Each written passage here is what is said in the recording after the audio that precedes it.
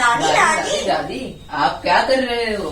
अरे आज है ना तुलसी विवाह के विषय में कुछ पढ़ रही हूँ। हाँ नानी, हमने भी इसके बारे में सुबह से बहुत सुना है, पर जानते नहीं ये क्या होता है। क्या आप हमें बताओगे?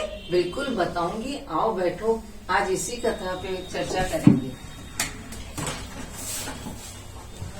एक समय की बात है कि जब इंद्रदेव और गुरु बृहस्पति ने महादेव शिव के दर्शन के लिए कैलाश पर्वत की ओर प्रस्थान किया।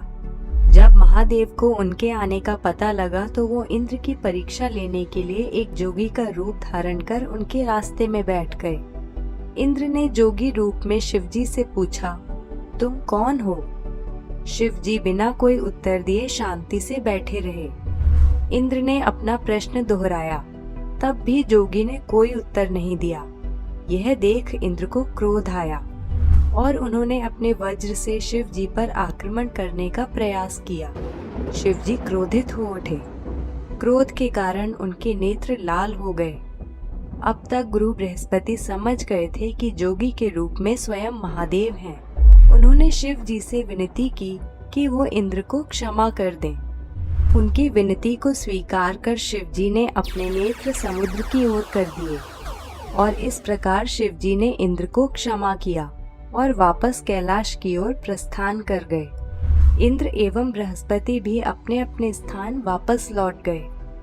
महादेव ने अपनी क्रोधाग्नि को समुद्र में डाला। यह एक ऐसा स्थान था जहां समुद्र और गंगा का मिलाप होता है और वर्तमान में इसे गंगा सागर कहा जाता है। शिव जी की क्रोधाग्नि से समुद्र से एक बालक उत्पन्न हुआ। वो बालक बहुत जोर जोर से रोने लगा। उसके रोने की ध्वनि से संपूर्ण संसार बहरा हो गया। सभी देवता परेशान होकर ब्रह्मा जी के पास पहुँचे। तब ब्रह्मा जी उस ध्वनि का अनुसरण करते हुए समुद्र तक गए और बालक को गोदी में उठाया। तब बालक ने ब्रह्मा जी का गला बहुत जोर से पकड़ लिया, जिस कारण उनकी आंखों में आंसू आ गए। ब्रह्मा ने इस बालक का नाम जलंधर रखा। शुक्राचार्य को बुलाकर बालक का राज्याभिषेक किया गया और समुद्र ने उसका पालन पोषण किया। जलंधर का विवाह कालनेमी नामक असुर की पुत्री वृंदा के साथ हुआ, जो भगवान विष्णु की बहुत बड़ी भक्त थी। आगे जाकर जलंधर राक्षसों का शासक बना। ऐसा कहा जाता है कि जलंधर की शक्ति का रहस्य उसकी पतिव्रता पत्नी थी। वृंदा के पतिव्रत धर्म के कारण जलंधर को देवी देवता भी पराजित नहीं कर सकते थे, जिस कारण जलंधर को बहुत अभिमान हो गया था। उसे लगता था कि उस पर कोई विजय नहीं प्राप्त कर सकता। जलंधर ने अपने पूरे जीवन में बहुत सी गलतियां की, परंतु उसकी सबसे बड़ी गलती थी वृंदा के पतिव्रत धर्म की अवहेलना करना। वो देवताओं की पत्नियों को सताने लगा था। केवल देवता ही नहीं, यहाँ तक कि एक बार उसने बैकुंठ पर आक्रमण कर लक्ष्मी जी को भी प्राप्त करने का प्रयास किया। तब लक्ष्मी जी ने जलंधर से कहा कि हम दोनों की उत्पत्ति जल से हुई है, इसलिए हम दोनों के मध्य भाई बहन का संबंध है। लक्ष्मी जी की बात सुनकर जलंधर बैकुंठ से वापस चला गया। इसके पश्चात वो कैलाश पहुंचकर पार्वती जी को अपने अधीन करना चाहता था। यह देख पार्वती क्रोधित हो उठी और इस कारण शिव और जलंधर के बीच युद्ध आरंभ हुआ।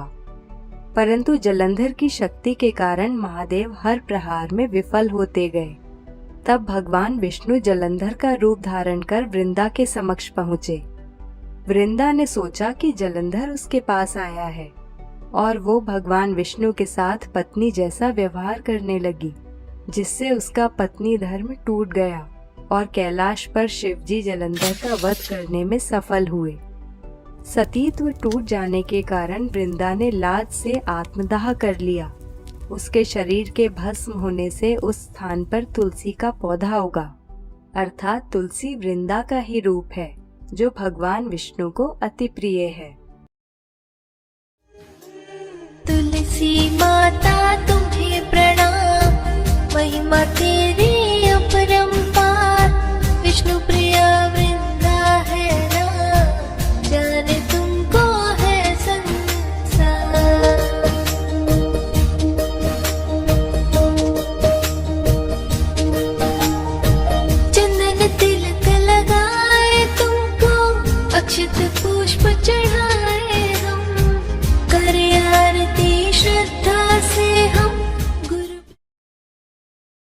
कैसे हुआ शिव के इस पुत्र का जन्म और किसके हाथों उसे मृत्यु प्राप्त हुई।